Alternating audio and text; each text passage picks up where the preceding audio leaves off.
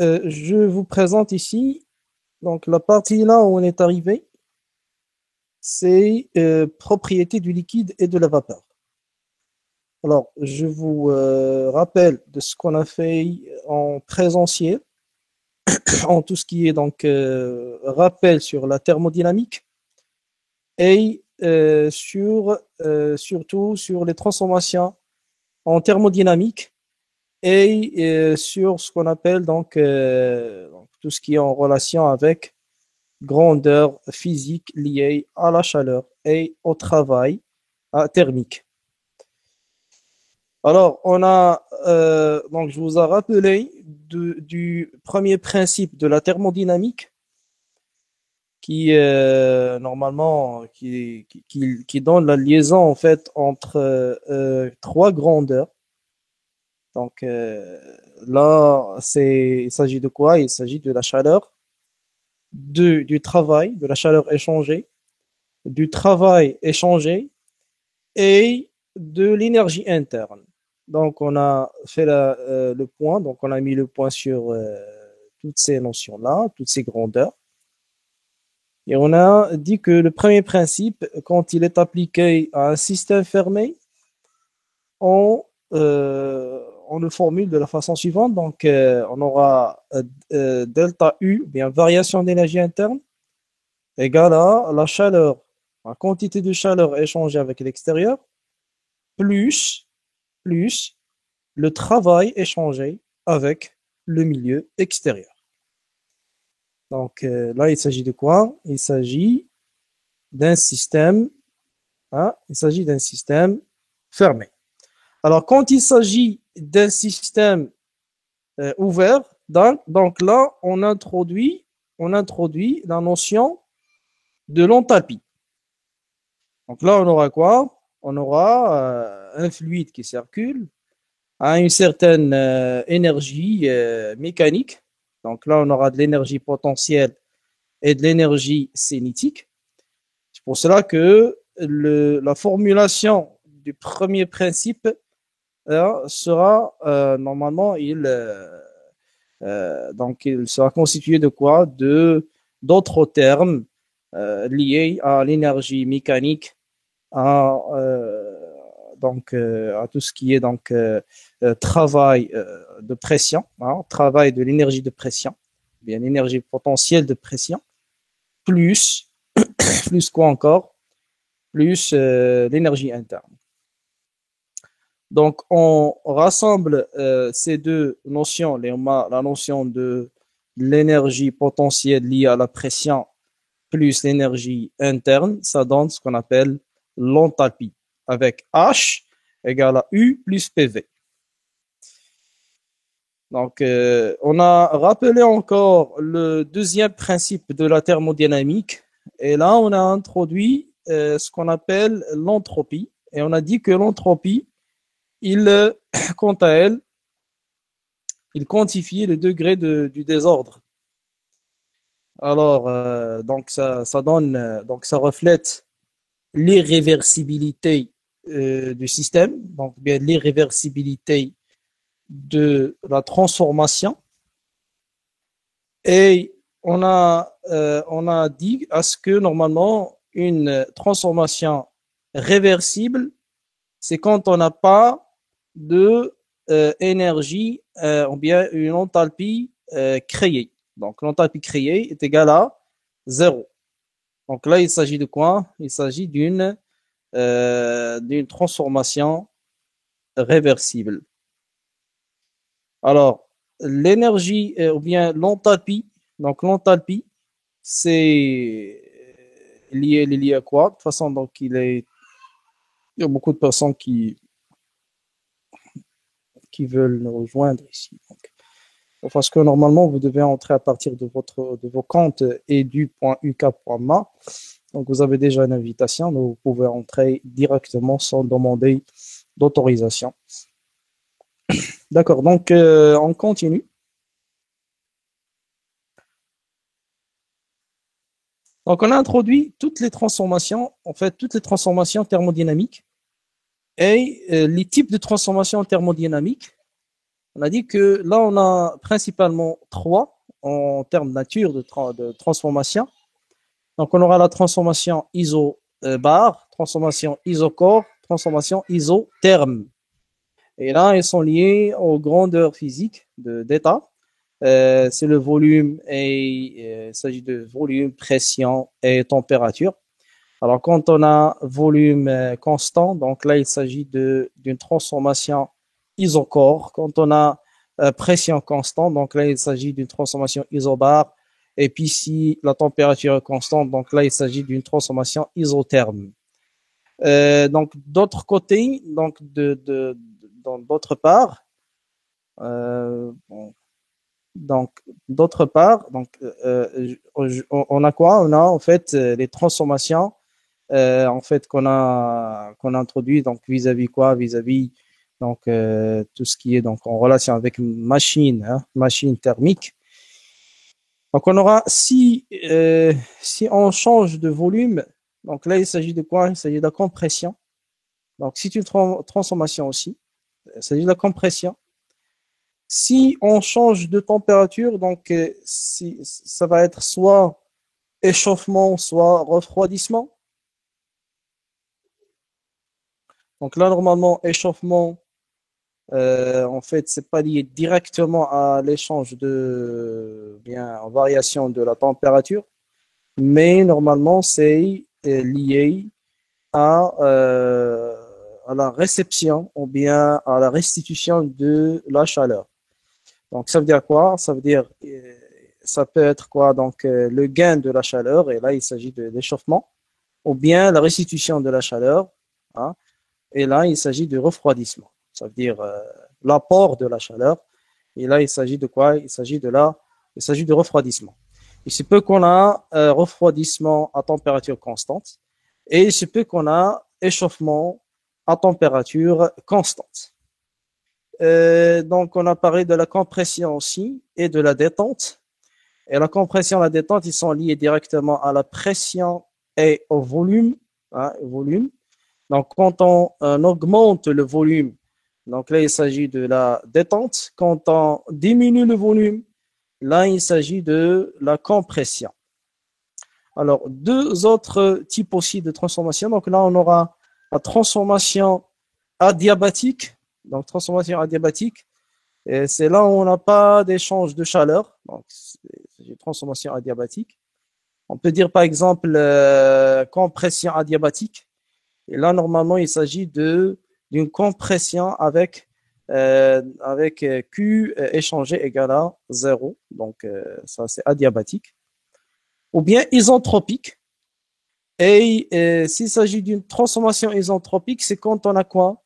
Quand on a de l'adiabatique plus S créé doit être égal à 0. Pourquoi? Car normalement, donc, selon le deuxième principe de la thermodynamique, alors delta S égale à Q sur T plus S créé. Alors pour que la transformation soit isentropique, il faut que Q soit égal à 0 plus S créé soit égal à 0. Donc ça doit être une transformation réversible, c'est-à-dire on n'a pas d'irréversibilité, ça veut dire S créé égale à 0, plus adiabatique, ça veut dire quoi? Ça veut dire Q égale à 0. Donc tout ça, donc on a vu tout ça en présentiel en fait. On a fait quelques exercices qui sont liés à ce qu'on appelle donc turbine à vapeur et quoi encore. Donc on a vu tuyère, etc. Donc là, on a traité ces types de composants en exercice en TD numéro 1. Donc, donc là, après, donc on s'est arrêté où? Donc on s'est arrêté au chapitre numéro 1. C'est là où on commence, donc on fait tout ce qui est lié à tout ce qui est là, au thermique en pratique, bien en thermodynamique de l'ingénieur, bien thermodynamique appliquée. Alors, chapitre numéro 1, c'est dédié à la propriété du liquide et de la vapeur. Donc là, dorénavant, il ne faut pas me dire, il ne faut pas que j'entends à ce que la masse volumique de l'eau soit égale à 1000.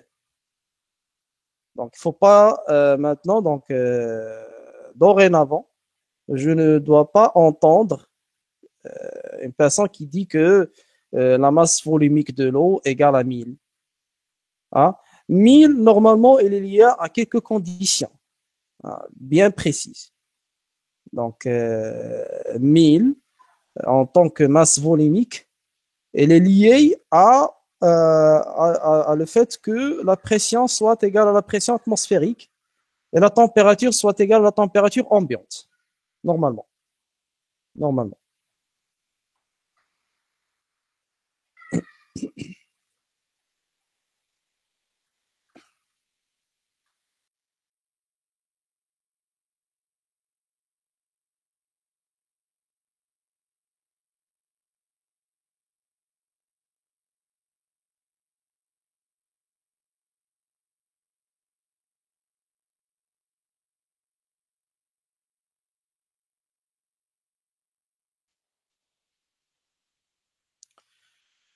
Alors, je reviens aux propriétés du liquide et de la vapeur et je dis que normalement, l'eau,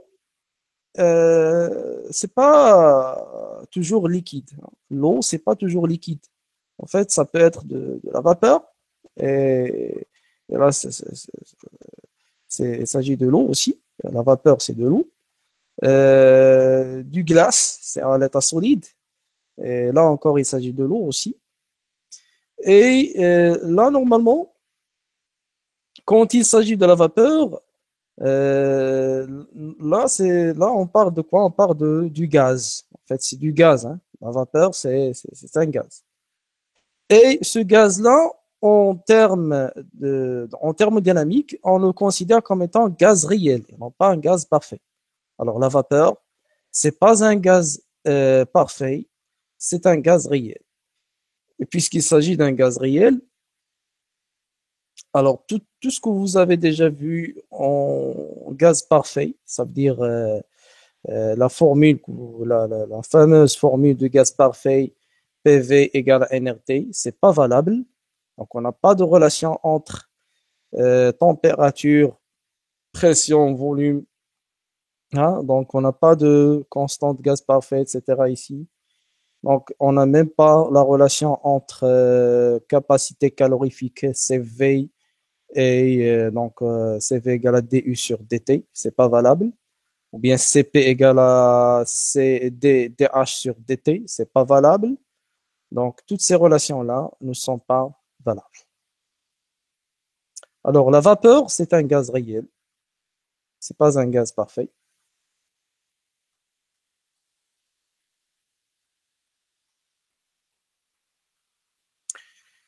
La température, donc, puisqu'il s'agit d'un gaz réel, alors la température change d'une façon aléatoire. Il change d'une façon aléatoire, donc on n'a pas la formule PV égale à nRT. C'est pas valable ici. Alors, par conséquent, PV, c'est pas proportionnel à T. Le U, c'est pas proportionnel à T. H n'est pas proportionnel à T.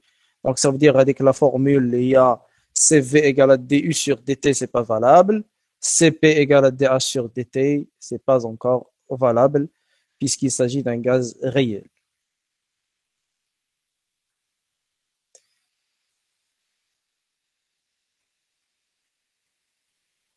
Donc, nous allons voir maintenant le diagramme de température-volume TV lié à l'eau. Donc, l'évolution de l'eau hein, en fonction de température et volume.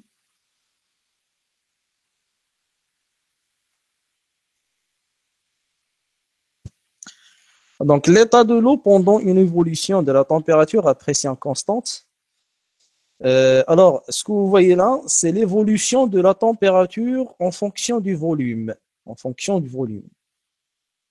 Donc là, vous voyez, donc là, on aura deux points.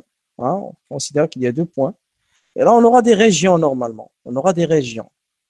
Donc, cette région-là que vous voyez ici, c'est la région du liquide comprimé.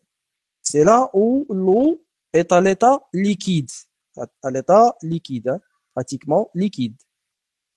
Donc, en augmentant la température, donc en échauffant le liquide, on arrive à un point, hein, ce point-là, donc on peut l'appeler point de Rosé, ou bien point donc là où ça commence la transformation du liquide en vapeur. Donc, il y a l'apparition des premières bulles de vapeur. Donc, ce point-là, on l'appelle point de saturation liquide, ou bien liquide saturé. Donc, liquide saturé. Donc, ici, l'eau est un liquide saturé. Hein. Et à partir de là, normalement, la température reste constante. Pourquoi? Car c'est la phase en fait, là où il y a un changement de phase, bien un changement d'état. Donc, lors du changement de phase, la température et la pression ne changent pas. Normalement, la température et la pression ne changent pas. Jusqu'à ce qu'on arrive à la vapeur, ou bien deuxième point de saturation, vapeur. Ou bien point de saturation, vapeur, ou bien vapeur saturée. Donc, au-delà de ce point-là, on aura augmentation de la température et on est pratiquement dans la région de vapeur sèche. C'est-à-dire l'eau ici est à l'état vapeur sèche. L'état vapeur sèche. Normalement, ce que vous voyez, c'est en mettant, par exemple, un certain bouillard d'eau sur le feu. Donc là, vous voyez, là, donc, en le mettant sur le feu, donc on peut constater à ce qu'il y a dégagement en fait de ce qu'on dit vapeur. Ça se voit donc en fait c'est une fumée blanche, hein, de forme blanche.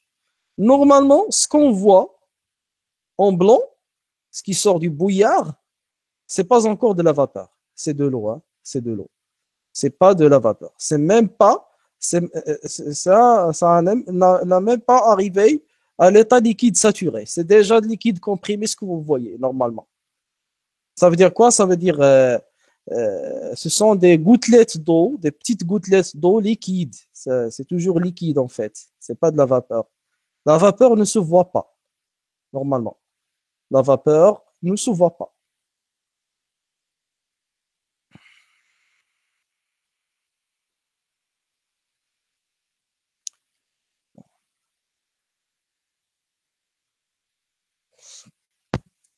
D'accord. Donc, une autre information voilà, que je dois vous donner ici sur cette courbe-là, c'est que normalement, cette courbe, elle est à pression constante. Alors, cette courbe est toujours à pression constante, normalement.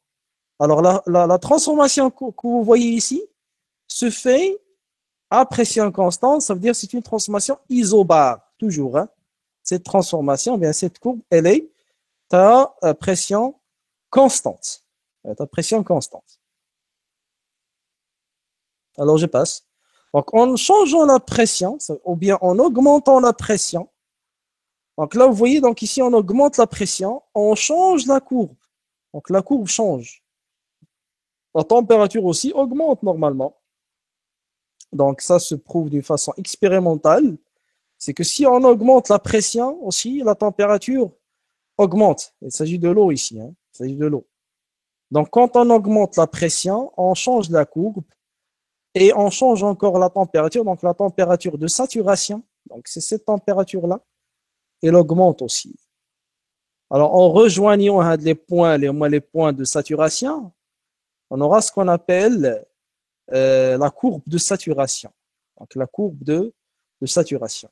Alors, la courbe de saturation en bleu que vous voyez là, c'est l'ensemble des points de saturation. Donc, l'ensemble des points de saturation. Voilà.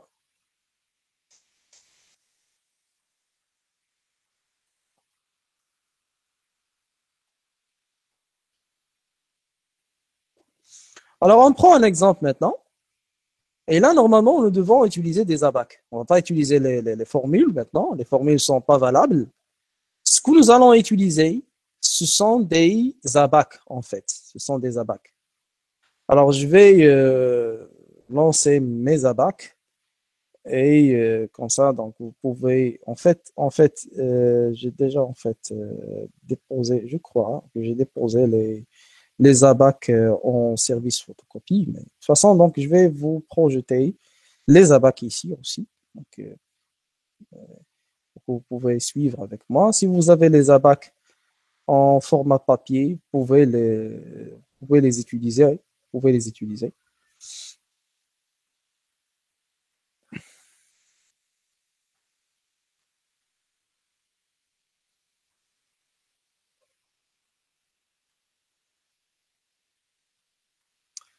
Et en format papier, normalement, ça va être plus pratique, hein.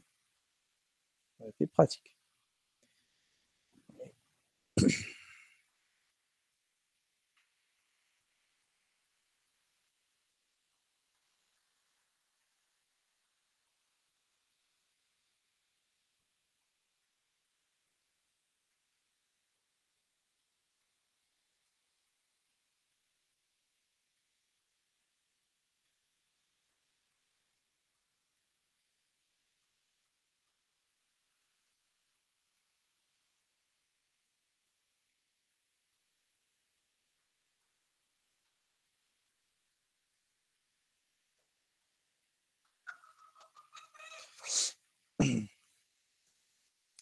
Alors, donc, là, je vous présente les abacs.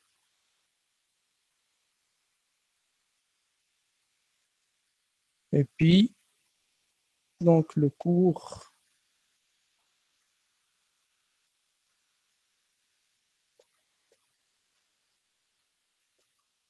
Ah,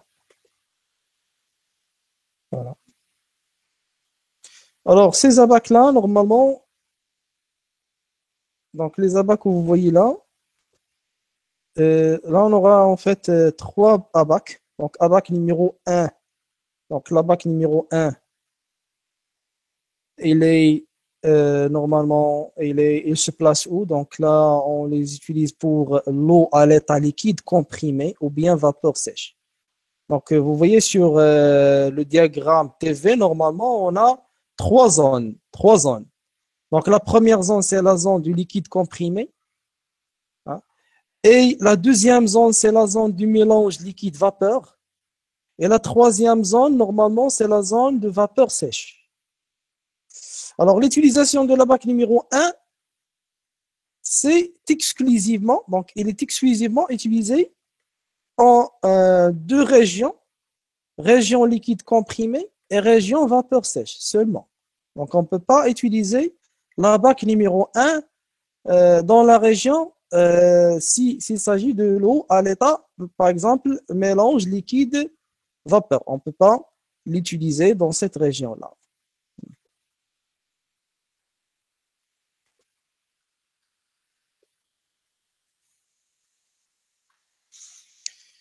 Alors, donc, ce que vous voyez là, normalement, donc ça donne quoi? Ça donne le V, le U, le H, le S. Vous le voyez ici en minuscule. Ça veut dire quoi? Ça veut dire que ce sont des grandeurs spécifiques. On a dit que tout ce qui est spécifique, ça doit être en minuscule. Donc, on s'est mis d'accord sur ça, hein. Alors, si on écrit H minuscule, ça veut dire qu'il s'agit de l'enthalpie spécifique. S minuscule, ça veut dire qu'il s'agit de quoi? Il s'agit de l'entropie spécifique. S majuscule, ça doit être en kilojoules par Kelvin. S majuscule, c'est l'entropie. C'est pas l'entropie, c'est pas l'entropie spécifique. Alors, S, tout ce qui est minuscule, c'est spécifique, hein. Tout ce qui est minuscule, c'est spécifique. Alors là, ça change en fonction de la pression. La pression ici, elle est donnée en mégapascal et non pas en bar. Vous connaissez à ce que le mégapascal, c'est 10 à la puissance 6 pascal. C'est 10 à la puissance 6 pascal. Le bar, c'est 10 à la puissance 5 pascal. Ça veut dire 1 mégapascal égale à 10 bars. 1 mégapascal égale à 10 bars, hein. Donc là, ce qui est donné encore, c'est la température correspondante et la température de saturation. Donc la température de saturation, normalement, c'est ce qu'on a vu ici.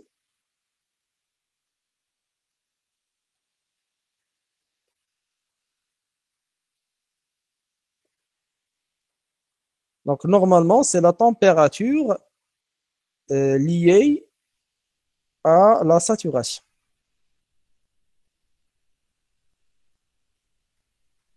Alors ça doit être cette température-là.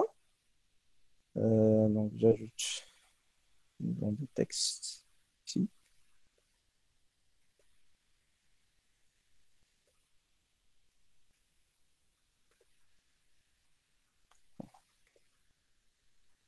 Alors, T, SAT. Alors, TSAT.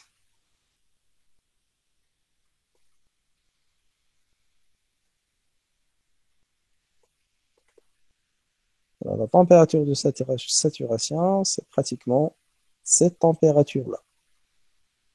Alors, pour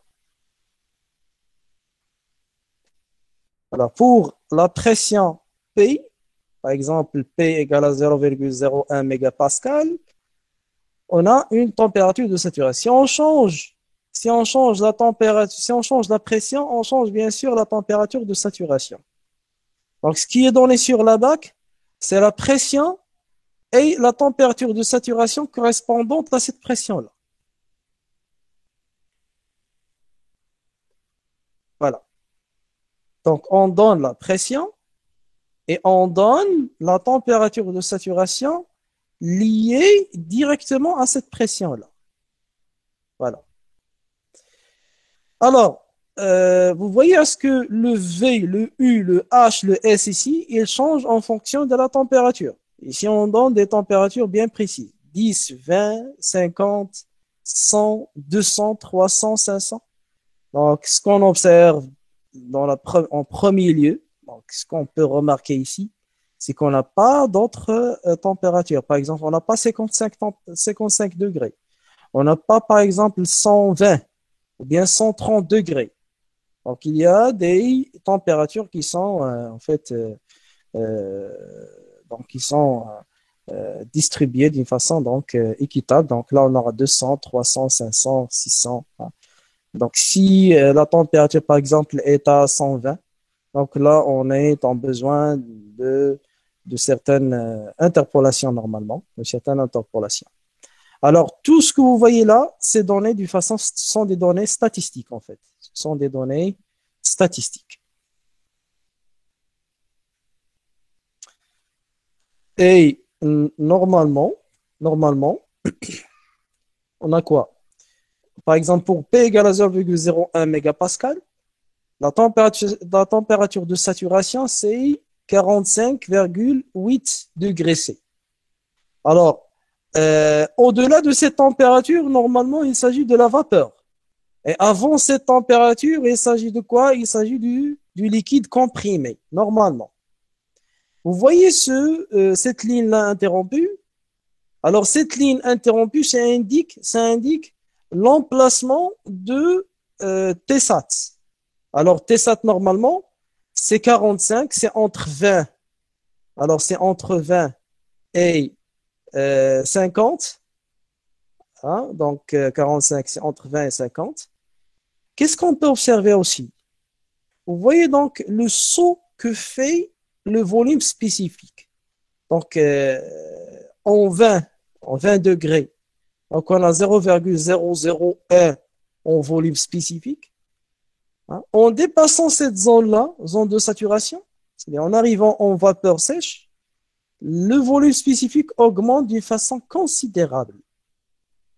Donc, ce qu'on peut observer, c'est que le volume spécifique de la vapeur est très grand devant le volume spécifique du liquide. Alors, comme on peut dire déduction, première déduction, le volume spécifique du liquide est négligeable devant le volume spécifique de la vapeur. Alors, vous prenez ça, s'il vous plaît. Vous le prenez. Hein. C'est que le volume spécifique du liquide est toujours négligeable devant le volume spécifique du gaz. Donc, on néglige le volume spécifique du liquide devant celui du gaz. Vous voyez donc ici, le volume spécifique du liquide, c'est 0,001, alors que le volume spécifique du gaz, c'est 14,8. Alors, c'est logique, normalement, c'est logique. C'est que le gaz, ça vient de quoi? Ça vient de la nature du gaz, en fait. Alors, le gaz, il occupe tout l'espace qu'il contient normalement. Il occupe tout l'espace qu'il le contient. Alors que le liquide, il est incompressible et il n'occupe qu'un petit espace. Donc là, c'est pour cela que le volume spécifique du liquide, c'est toujours très inférieur devant le volume spécifique du gaz. C'est une chose très importante que nous allons utiliser par la suite, certainement. Alors, cette ligne-là, cette ligne-là, ça indique que là où il y a la zone mélange liquide-vapeur. Alors, dans cette zone-là, nous n'allons pas utiliser ces tabacs. Alors, ces abacs ne sont pas valables pour la zone de mélange liquide-vapeur. Donc là, on est en besoin d'un autre abac, bien d'un autre type d'abac. Nous allons voir, c'est l'abac numéro 2 ou bien l'abac numéro 3. C'est que normalement, l'abac 2 et 3, ils sont les mêmes, sauf à ce que l'abac numéro 2, il est classé selon la température. Donc l'abac numéro 2, il est classé en fonction de la température. Et l'abac numéro 3, elle est classée en fonction de la pression. La pression de saturation. C'est toujours de la saturation. En fait, dans la zone mélange liquide-vapeur, il s'agit de quoi? Il s'agit de la saturation. C'est pour cela, donc la pression et la température dans cette zone-là, elles sont constantes. Donc, en abac numéro 2, donc pour la température de saturation 0,01, on a la pression 0,0000612 mégapascal. Et là, on donne l'énergie interne en point de saturation liquide. L'énergie interne en point de saturation vapeur. C'est toujours spécifique en fait. Et là, il s'agit de quoi? Il s'agit de la différence en fait. La différence de UV moins UL. Nous allons voir pourquoi on est en besoin de ULV par la suite. HL n'est pas donné ici. Le HV, puis le HLV, et encore. Donc là, ça change, vous voyez, donc ici. Donc ça change. Et normalement, on peut observer aisément. Donc on peut observer à ce que si on augmente P, si on augmente P, si on augmente la température, le U augmente. Hein? L'énergie interne augmente. Quoi encore? L'énergie, ou bien l'enthalpie aussi, quant à elle, elle augmente aussi. Elle augmente. Quoi encore? Donc, SV ou bien donc, SL, bien SLV, hein, il diminue. Quand on augmente la température, la pression, l'entropie diminue. L'entropie diminue. Normalement, donc l'entropie, ça reflète le degré de désordre. Donc, c'est logique en fait. Donc là, on aura diminution de l'entropie. VL, VV, quant à au volume spécifique, en augmentant la température, donc en augmentant la température, on peut constater à ce que le volume spécifique du liquide, bien le volume spécifique en point de saturation liquide, quant à lui, il augmente. Hein, il augmente. Et le volume spécifique à l'état vapeur saturé, quant à lui, il diminue. Il diminue. Bon, c'est parmi les constatations qu'on peut soulever à partir de ces abacs. Ça, c'est en fonction de la température et l'autre, c'est en fonction de la pression. En fonction de la pression. Donc, l'abac numéro 3, en fonction de la pression. Donc là, on aura classement en fonction de la pression. C'est la seule différence entre les deux. Sauf parce que normalement, la bac numéro 2 et la bac numéro 3, elles s'utilisent dans la région de saturation, bien entre les points de saturation, ou bien la région mélange liquide-vapeur. Alors, je reviens au PPTI. Donc là, on est où? Donc, on est pratiquement sur l'exemple. Donc, on aura des exemples ici que nous allons traiter. Alors, à 16 bars et 600 degrés C, quel volume occupe 2 kg d'eau, donc à 16 bars et 600 degrés C, quel volume occupe 2 kg d'eau? Donc, sachant qu'on est ici dans la région liquide comprimé et vapeur sèche. Donc là, nous allons utiliser la bac numéro 1. Hein. Nous allons utiliser la bac numéro 1. Donc, à 16 bars, ça veut dire quoi en mégapascal? 16 bars, c'est en mégapascal, ça va être, donc là, normalement, c'est 1,6 mégapascal. Donc, à 1,6 mégapascal et 600 degrés C, il faut trouver quoi? Il faut trouver le volume occupé par 2 kg d'eau. Normalement, ça va être V majuscule, mais ici, c'est le volume, hein. Ce n'est pas le volume spécifique, mais c'est le volume car on a donné la masse. Donc, on donne la masse. Puisqu'on a donné la masse, donc là, nous allons trouver le volume, car en fait, c'est donc le volume spécifique, on peut le trouver grâce à ces deux informations-là. Donc, nous allons utiliser la bac numéro 1.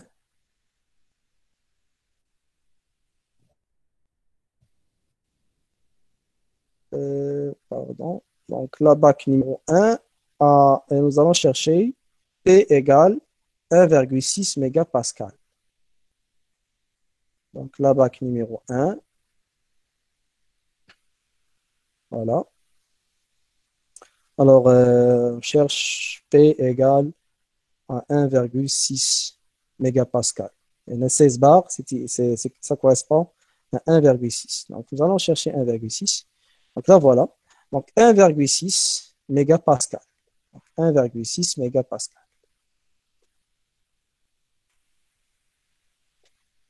Alors, 1,6 mégapascal et T égale à 600 degrés. Donc, 1,6 mégapascal à la température 600 degrés C. On a tout ça. OK, on a les informations. Donc, on a V égale à 0,24999. Donc, c'est le volume spécifique normalement. C'est en mètres cubes par kilogramme. C'est en mètres cubes par kilogramme. Donc, je vais ouvrir le Paint.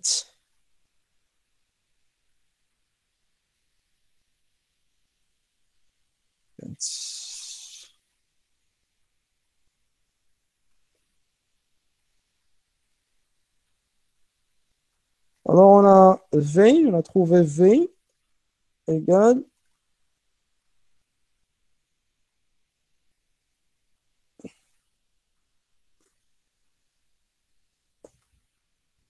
Alors, c'est 0,0,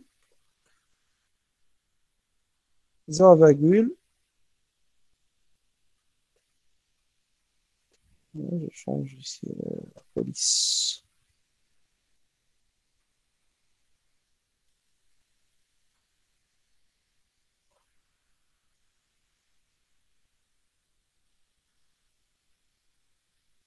Alors, 0,24999 mètres cubes par kilogramme. Normalement, la masse égale à quoi? C'est déjà donné. La masse, c'est 2 kg. 2 kg. Alors, V égale à quoi? Donc, V, ce qu'on cherche, c'est...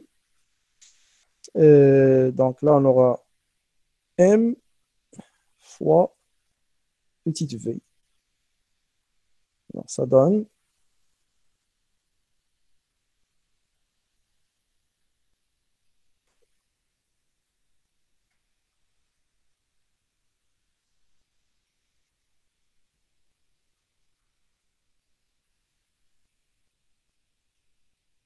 Donc, normalement...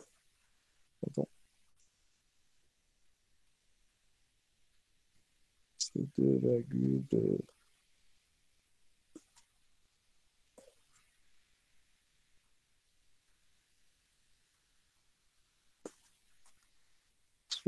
2.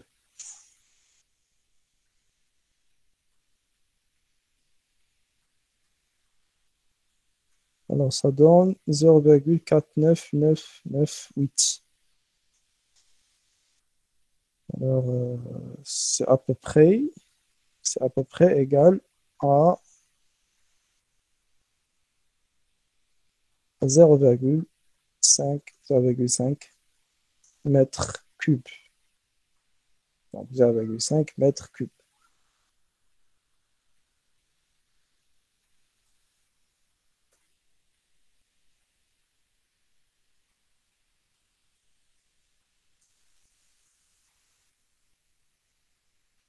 Voilà donc ce qui est occupé par euh, 2 kg d'eau à P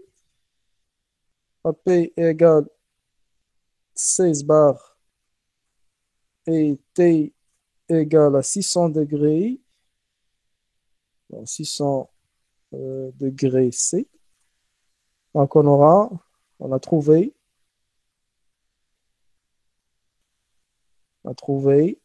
0,5 mètres cubes en volume.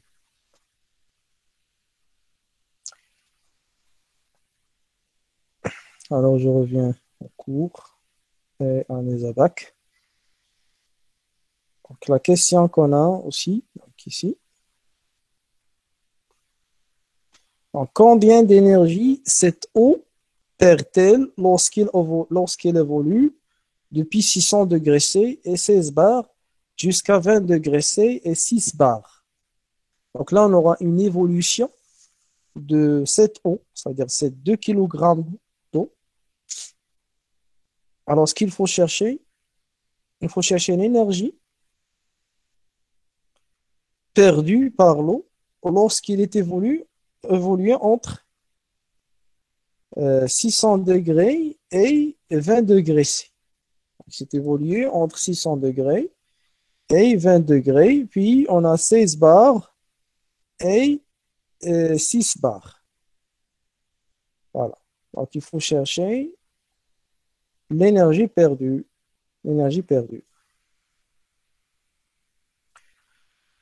Donc, normalement, on a 600 degrés et 16 bars, elle est là. Et ça donne quoi? Ça donne l'énergie interne. Donc, ça donne l'énergie interne. C'est 3293,9 hein, à 600 degrés et 16 bars. Donc là, il faut chercher 6 bars et 20 degrés C. 6 bars, c'est 0,6. Donc il faut toujours noter de la valeur. Il faut la noter.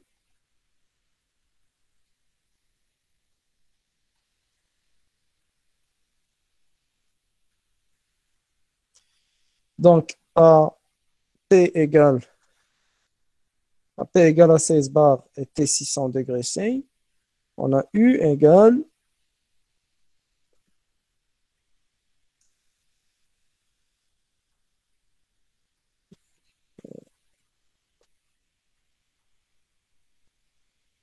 3, 2, 9, 3,9. C'est en kilojoules par kilogramme.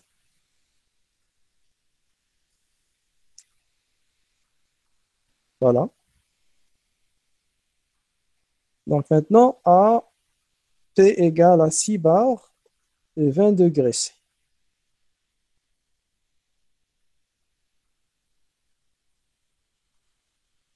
P égale à 6 bars et 20 degrés C. Qu'est-ce qu'on a?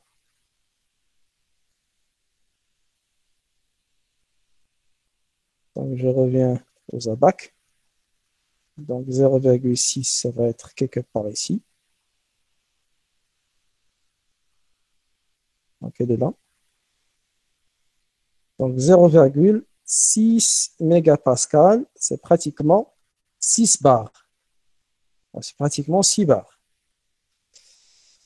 Alors, là, ils nous ont indiqué la température, elle est égale à 20 degrés C normalement. 20 degrés C, on a l'énergie interne égale 83,9. Donc, U égale 83,9. Donc, 83,9 kJ par kilogramme. Donc, ce qu'il faut chercher, il faut chercher une énergie U. Donc, on cherche U. U, U, normalement, c'est l'énergie interne, pas l'énergie spécifique, en fait. Donc, il faut chercher une énergie interne. U, bien delta U. Delta U. Donc, delta U. Alors, delta U,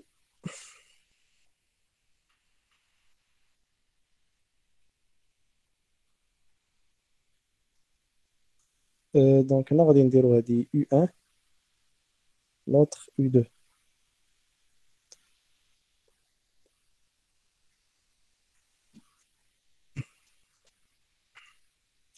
Normalement, l'énergie, elle est perdue. L'énergie perdue, ça veut dire, ça va être quoi? Ça va être négative, en fait.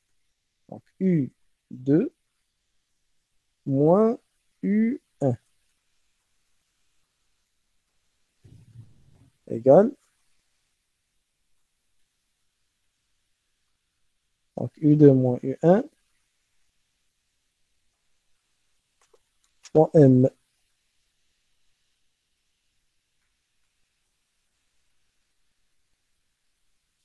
Fois M. Alors, ça va être,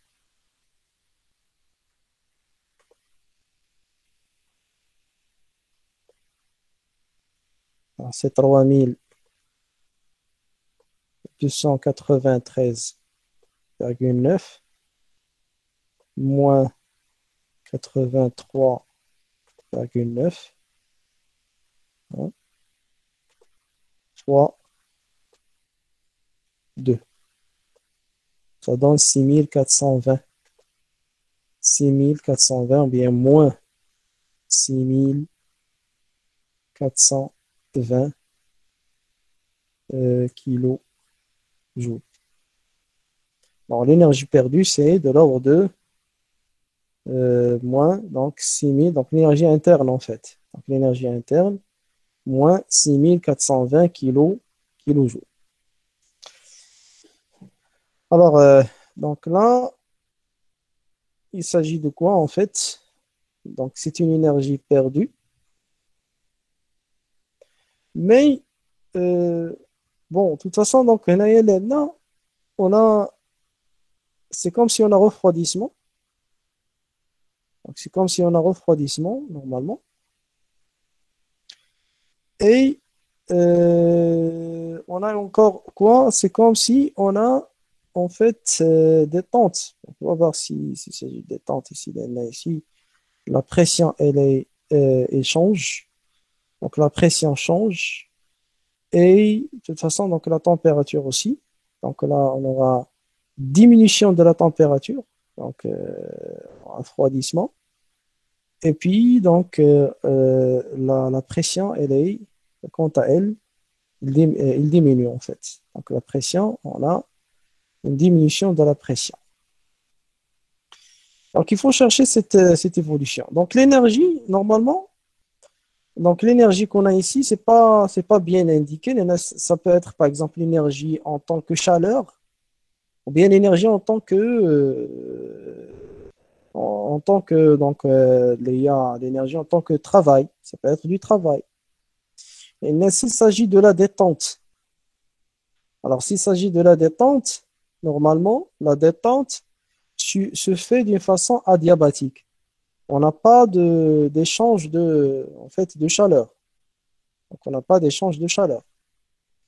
Alors, puisque si on considère ici qu'il s'agit, par exemple, au lieu de dire qu'il s'agit d'un système néo-fermé, on peut considérer s'il s'agit d'un système ouvert. Par exemple, s'il s'agit d'un système ouvert, donc là, on parle de quoi? On parle d'une détente adiabatique. Et là, ce qu'il faut chercher, il faut chercher l'énergie perdue en termes de quoi? En termes de travail. En termes de travail, en considérant que ici, la détente se fait d'une façon adiabatique.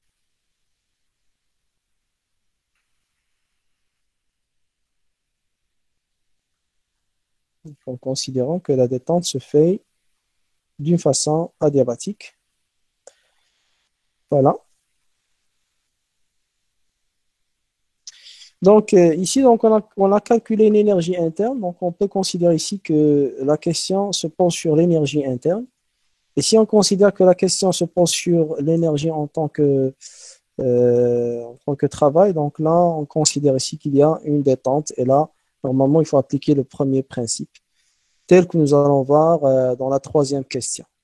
Donc, la troisième question, on a une petite turbine qui fonctionne avec un débit de vapeur 3 kg par seconde et une perte de chaleur de 200 kW. Donc là, on a une perte de chaleur de 200 kW. À l'entrée, la vapeur est à 16 bars et 600 degrés C. À la sortie, elle est à 1 bar et 300 degrés C. Quelle est la puissance développée sous forme de travail? Normalement, ici, on a une turbine. Nous avons vu que la turbine, au niveau de la turbine, on a une détente et cette détente est souvent adiabatique. Ça veut dire, il se fait d'une façon, donc adiabatique, ça veut dire on n'a pas de perte de chaleur. Sauf parce qu'ici, on a une perte de chaleur, c'est indiqué. Ça veut dire cette détente ne se fait pas d'une façon adiabatique, hein, malheureusement. Donc, on a une certaine perte, donc certaines quantités perdues de chaleur. Elle est égale à 200 kilowatts. Donc, le Q échangé, ici, est égal à 200 kilowatts. Le débit, 1 point, hein, le débit 1 point, c'est 3 kg par seconde. Donc, à l'entrée de la turbine, on a 16 bars et 600 degrés en température. Et à la sortie, on a 1 bar et 300 degrés. Donc, nous allons rassembler tout ça. Donc, on va essayer de résumer toutes ces informations. On va les résumer.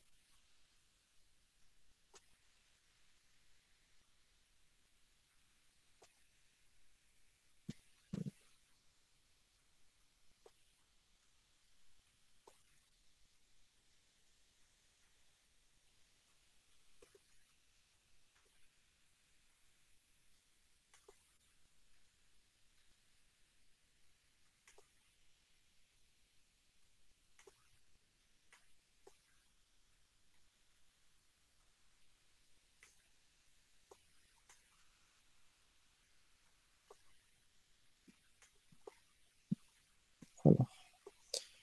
Voilà. Donc, on va essayer de résumer ça. Voilà. Donc, on a une turbine. Donc, la turbine, elle est, bon, souvent, on peut la symboliser de cette façon.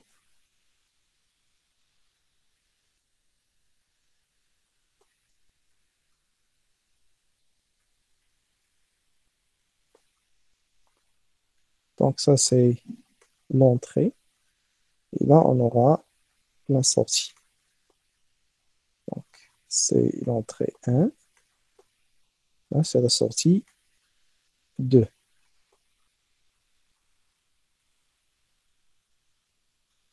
Là, il s'agit de la turbine.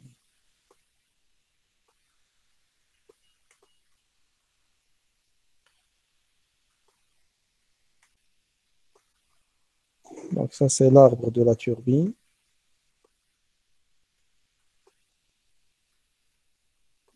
Voilà. Donc, en entrée,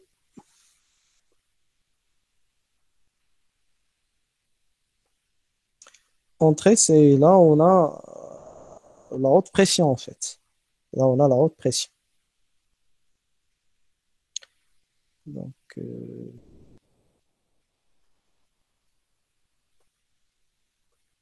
texte. Alors, P1,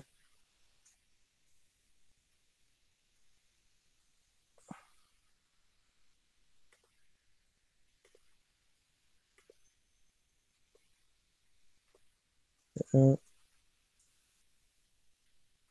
égale à 16 bars. 16 bars. Encore T1, c'est 600 degrés.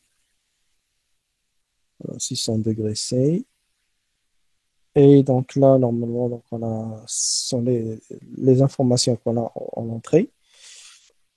Donc les informations qu'on a aussi en sortie. Donc le P2, c'est 1 bar.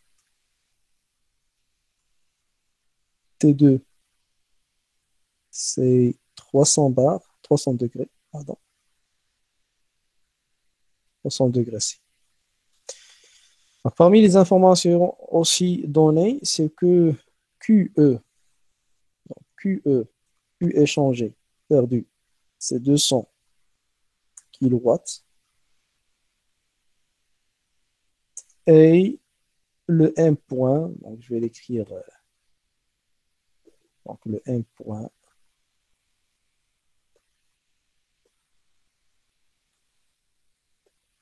M point, c'est le débit.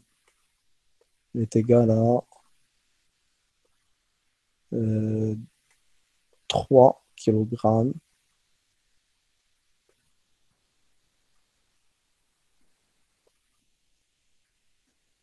par seconde. Donc 3 kg par seconde. Ce sont toutes les données qu'on a. Donc, ce qu'il faut trouver, en fait, il faut trouver la puissance développée sous forme de travail. Donc, la question ici se pose sur le W, hein, et se pose sur le W. Voilà, le W dégagé par la turbine, en fait. Normalement, le W ici, ça va être quoi? Ça va être négatif. Donc, on a dit que normalement, c'est en relation directe avec l'eau, hein. Il faut toujours raisonner de point de vue eau et non pas raisonner de point de vue machine. Mais ici, ou bien personne, hein. Donc, normalement, les personnes, ils vont recevoir cette énergie en tant que travail. C'est positif pour eux, mais c'est négatif pour l'eau, normalement. Donc, l'eau, il perd de l'énergie sous forme de travail. Donc, il faut chercher cette grandeur-là, W. Donc, il faut la chercher. W. Alors, nous allons utiliser les abacs. Et là, ici, ce qu'on a normalement, on a comme information, on a une détente. Détente. C'est une détente. C'est une détente. C'est pas adiabatique, mais de toute façon, donc, ce qu'on va appliquer en premier lieu, c'est le premier principe appliqué. Donc, premier principe appliqué à quoi? Appliqué au système ouvert. Donc, le principe,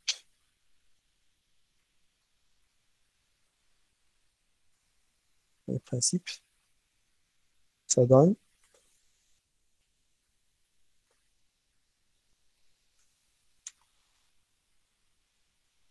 W plus Q égale, égale à quoi? Égale à delta H. Donc, D, grand D pour moi, c'est delta H plus delta E mécanique. E mécanique. Donc, delta E mécanique est égal à 0 puisque on n'a pas donc, différence d'altitude et donc la vitesse est constante. Donc, on n'a pas d'énergie cinétique ni d'énergie, donc variation d'énergie cinétique ni variation d'énergie potentielle. Donc, ce qui reste, c'est le delta H. C'est le delta H. Alors,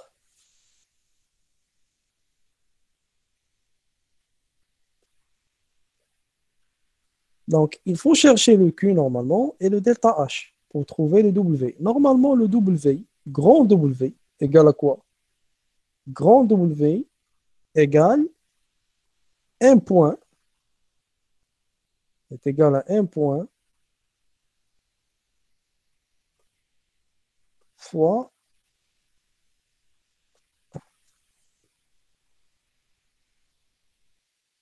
donc on a une certaine relation qu'il faut la retenir, hein.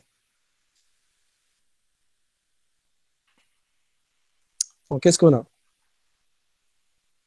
Donc, on a déjà dit que on a une relation entre la puissance et l'énergie. Donc, on a une relation entre la puissance et l'énergie. C'est que normalement, on a l'énergie, c'est la puissance fois le temps. C'est la puissance fois le temps. Alors, ça donne quoi? Ça donne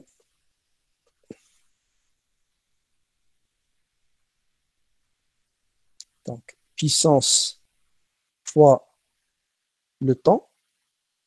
Alors, ça donne normalement P égale, alors, puissance égale l'énergie sur le temps. C'est en fait l'énergie sur M, sur la masse, fois la masse sur le temps. Donc, Heli, c'est le débit massique, c'est le M point, et ça, c'est l'énergie spécifique. Donc, ça va être quoi? Petite U, petite E, c'est l'énergie spécifique, fois M point.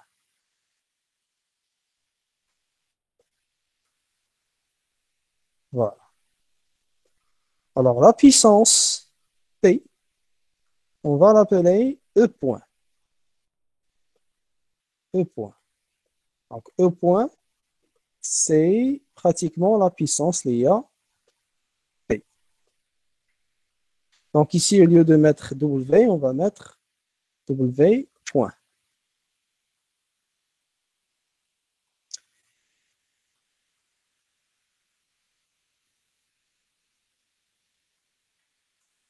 Donc, W point, c'est M point, hein, M point fois,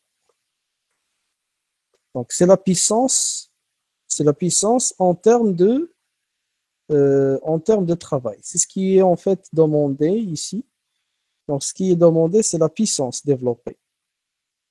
Donc, la puissance développée en termes de travail, c'est W point. W point. C'est M point fois, M point, ça va être M point fois petite W. Ça va être quoi? C'est le travail spécifique. C'est ce qui est ici, hein, normalement. C'est le W, hein, qu'on a au niveau de premier principe.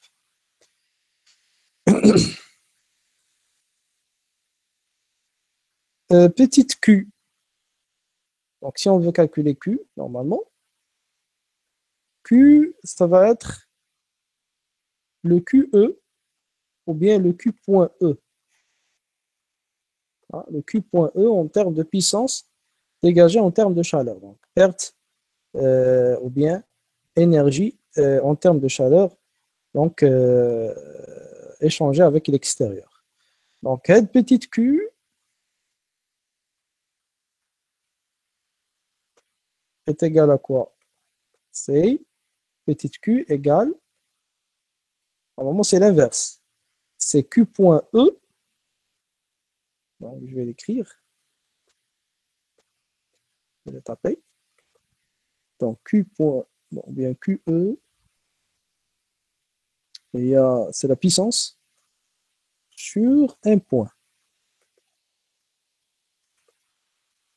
Donc Q point E sur un point. Sur un point. Alors, à partir de cette formule-là, on peut dire à ce que, donc, W point, c'est ce qu'on cherche en fait, c'est les W points. Donc, on cherche le W point. Donc, le W point, ça va être un point facteur de delta H moins petite q, et petite q égale q point E hein, sur M point. Donc, nous allons écrire ça. On cherche d'espace.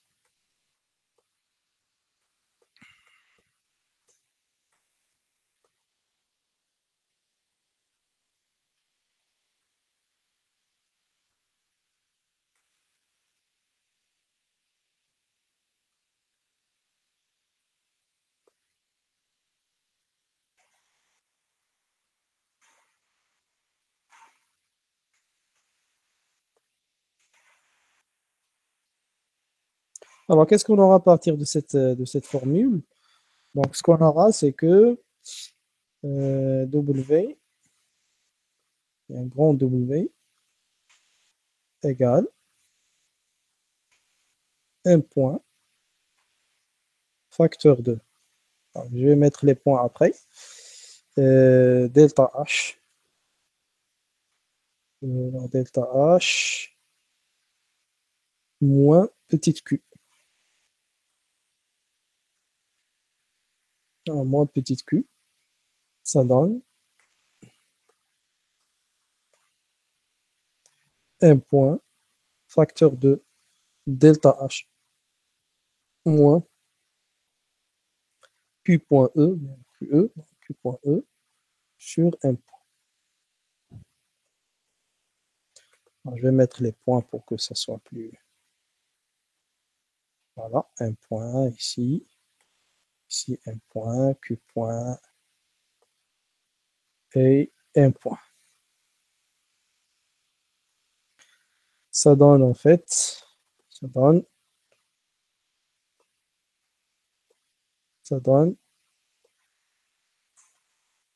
un point fois delta H, ça veut dire c'est H2 moins H1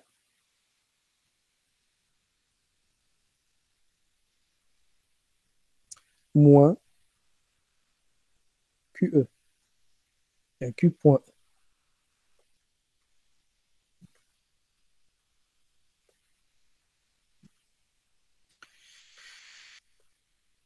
Alors, un point, facteur de H2 moins H1 moins Q point E.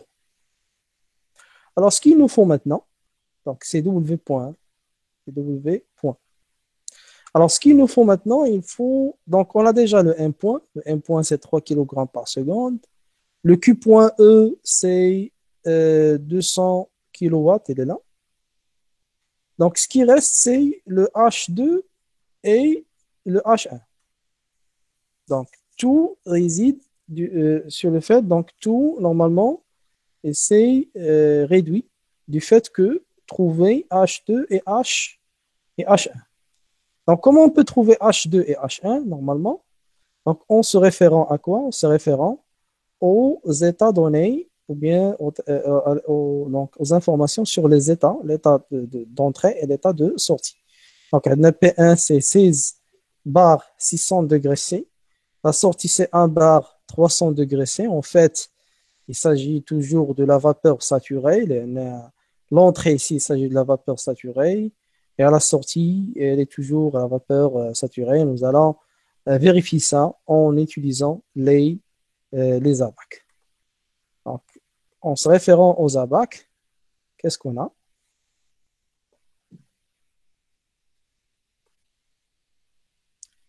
Alors, la BAC numéro un en fait. Donc, nous allons utiliser la BAC numéro un maintenant. Alors, la BAC numéro un, qu'est-ce qu'il donne?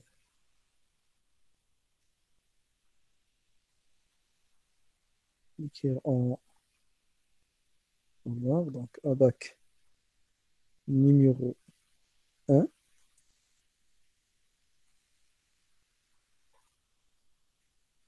numéro un, ça donne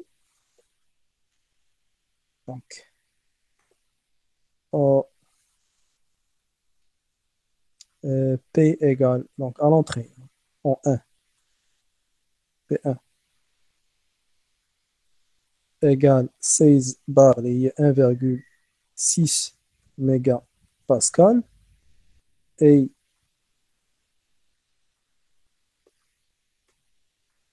T1 égale 600 degrés,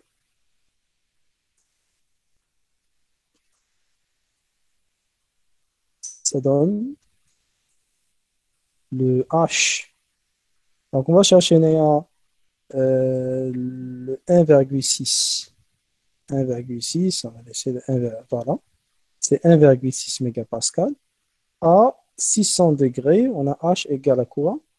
À 600 degrés, on a H égale 3693,9. C'est 3693, 3693,9. 9 quoi? 9 kilojoules par kilogramme. Ça, c'est H1. On revient maintenant à H2. Donc, AP2 égale, donc AP2 égale, pardon, elle est là, déjà donné. Donc, P2, c'est 1 bar, ça veut dire que c'est 0,1 mégapascal. Donc, 1 bar, c'est 0,1 mégapascal. Donc, on a 1 bar, 0,1 mégapascal. Ici, c'est 300 degrés C, ça donne H2. Normalement, c'est T2. Ça donne H2 égale.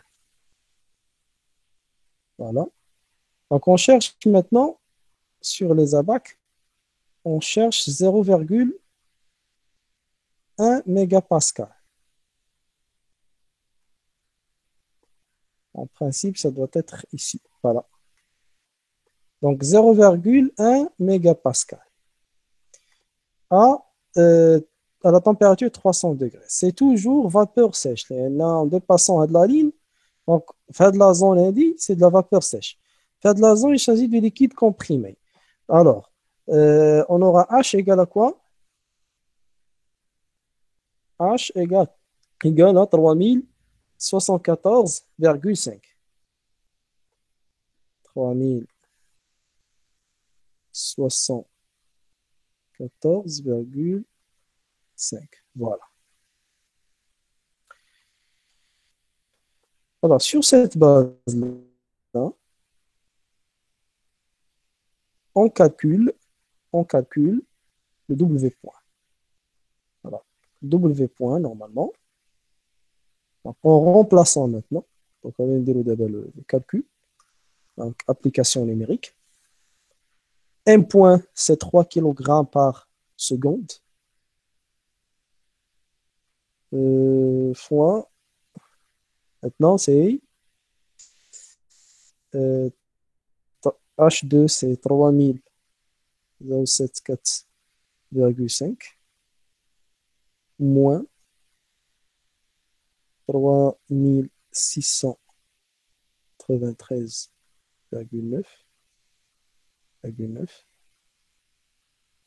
Donc, on laisse ça en kilojoules. On a déjà le Q point E et les données en kilowatts. Donc, ça veut dire à la fin, donc on aura le W point en kilowatts. Moins, donc Q point E, c'est 200 kilowatts, ce qui est donné. 200 kilowatts.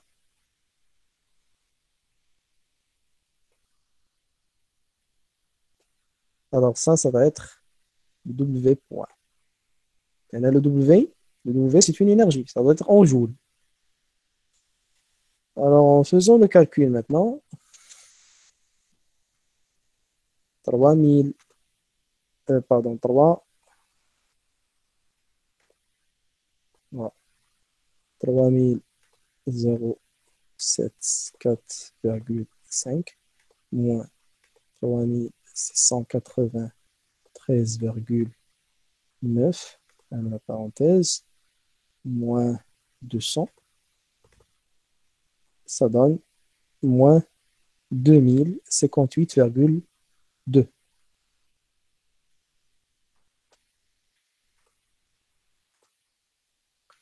Voilà, ça, donc le W point égale moins. C'est toujours négatif en fait. Sauf, il a Brina, je sais pas c'est où le...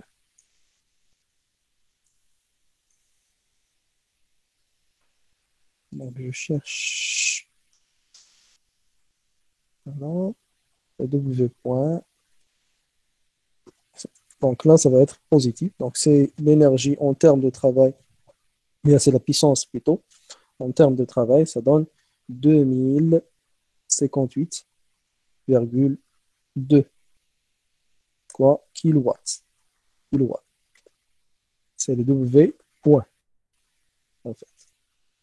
Le W point. Alors là, il s'agit de quoi? Il s'agit de la puissance développée dans la turbine. Hein, dans la turbine. Voilà.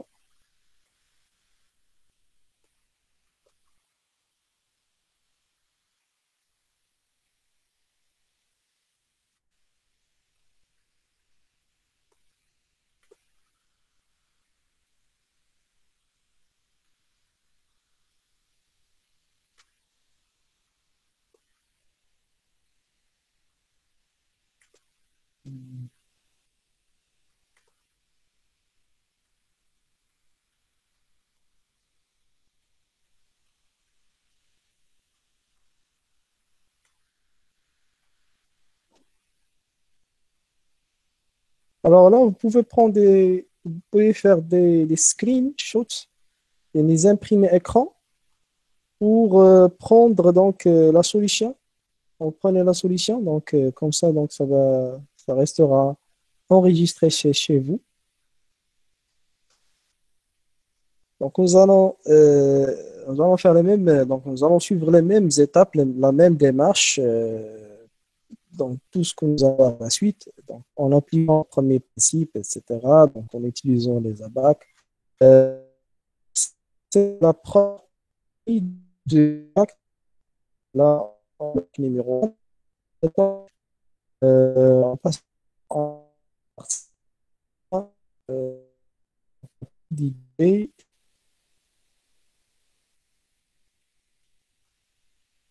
Donc, c'est une petite question.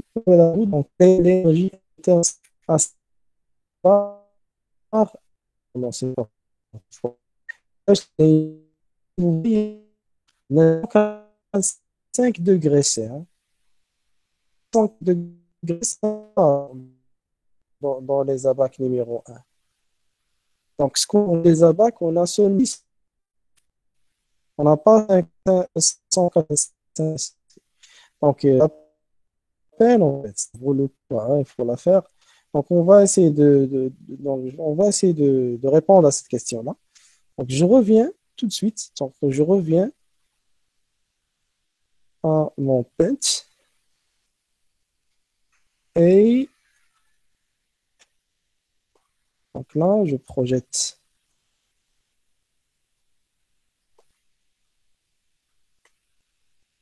Donc, la question qu'on a, puis mon Paint, elle est là. Voilà. Plus les abacs. Donc, je vais utiliser les abacs. Certainement, j'utiliserai les abacs. Donc, suivez avec moi maintenant. Donc, on a l'énergie interne spécifique à 16 bars. Donc là, on doit chercher l'énergie interne spécifique. Ça veut dire le U, hein, petite U. À 16 bars, ça veut dire 1,5 mégapascal et 585 degrés C. Donc, il faut aller remonter vers le 1,6 mégapascal. Donc, il est où 1,6 mégapascal? Il est là. Là, vous voyez. Donc, 1,6 mégapascal. Et il faut chercher 585. Elle est parmi, bien, elle est comprise entre 500 degrés et 600 degrés. Entre 500 degrés et 600 degrés. Alors, qu'est-ce que nous allons faire maintenant? Donc, ce que nous allons faire, on va se recourir à ce qu'on appelle la formule d'interpolation, ou bien l'interpolation, hein, proprement dit. Donc, nous allons utiliser l'interpolation pour trouver l'énergie interne. Quel est l'ordre d'énergie interne donc ici? Donc, il est là, hein, normalement. Donc, non, en 500 degrés, on a quoi? On a 3120,1 et en 600 degrés, on a 3293,9. Mais on n'a pas le U en 585 degrés. Donc, il faut la chercher. Donc, pour la chercher, donc, nous allons utiliser ce qu'on appelle l'interpolation. Je laisse celui-là à côté. Et je vais écrire maintenant. Donc, la méthode d'interpolation.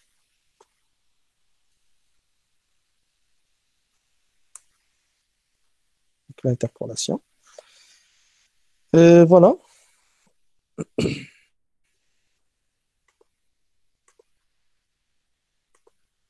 Donc, en couleur.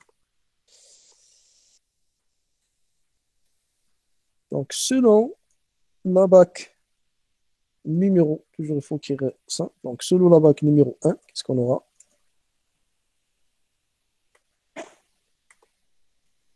Alors, A,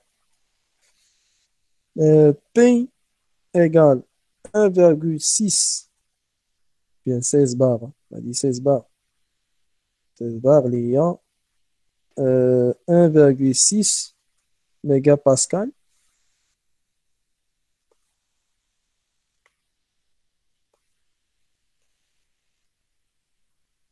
Voilà.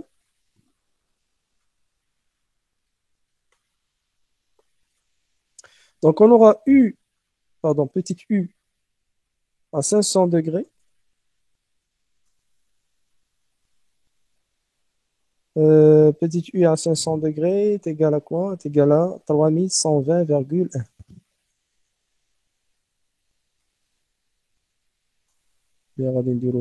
Bon, pas de problème.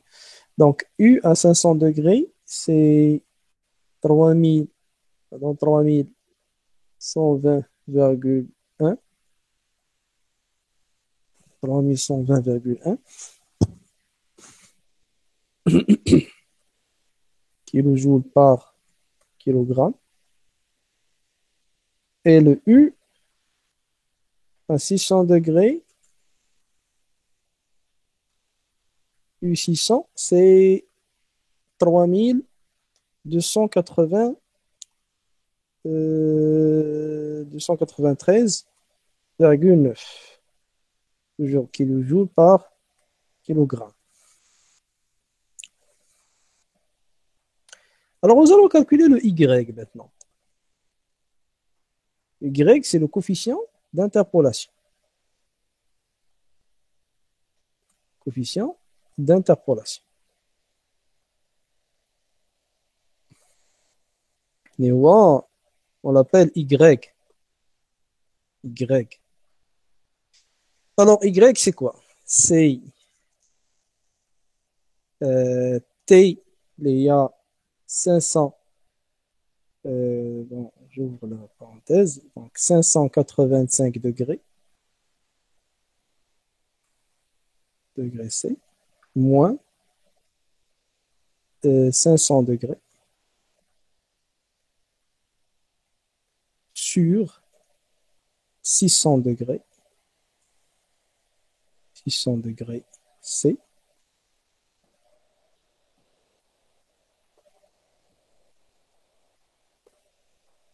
moins 500 degrés C.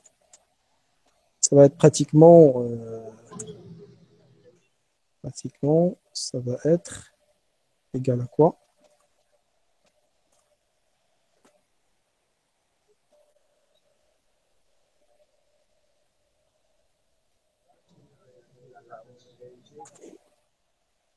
Pourquoi ça n'écrit pas?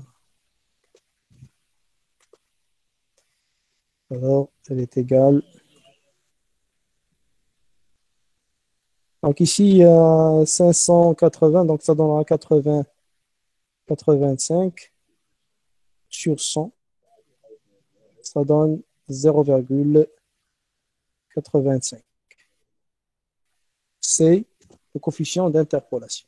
Alors, ce coefficient d'interpolation, il est égal à quoi encore? Donc, le y, c'est le même y,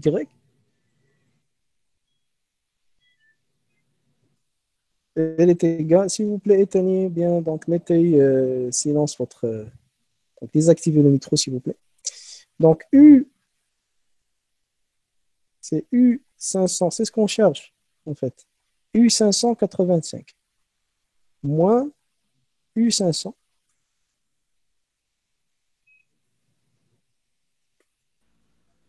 sur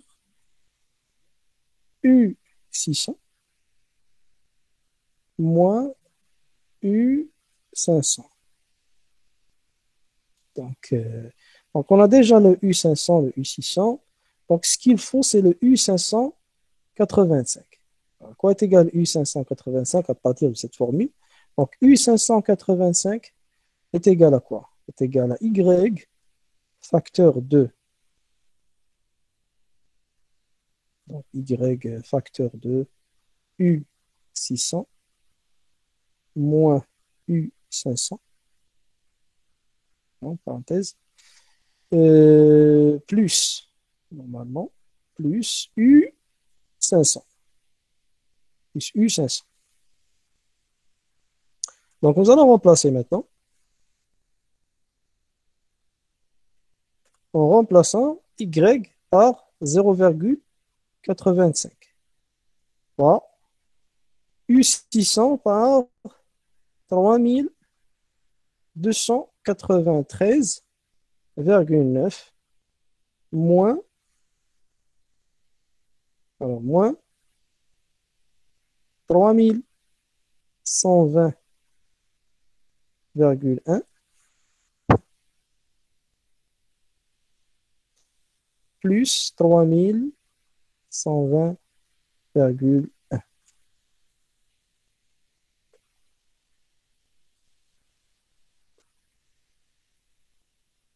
Alors ça donne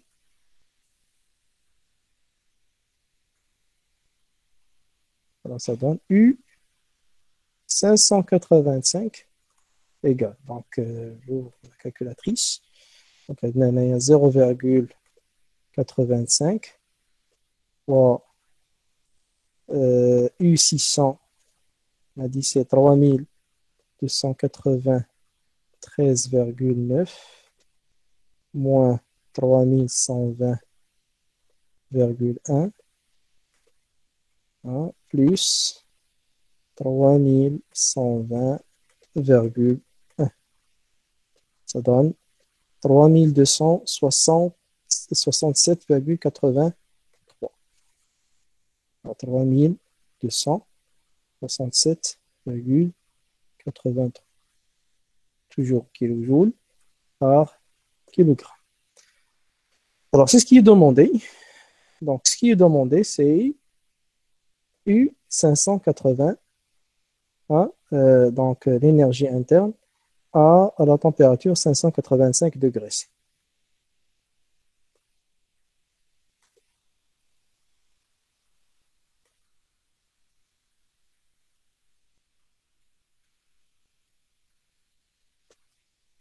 Voilà.